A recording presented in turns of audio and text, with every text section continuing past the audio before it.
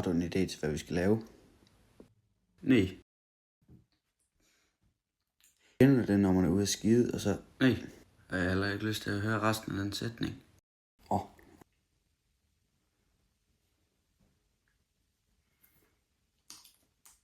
Jeg har en idé.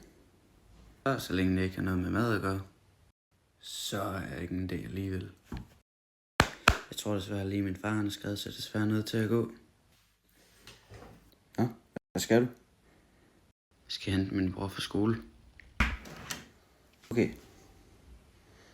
Men du har ikke en bror. Vent!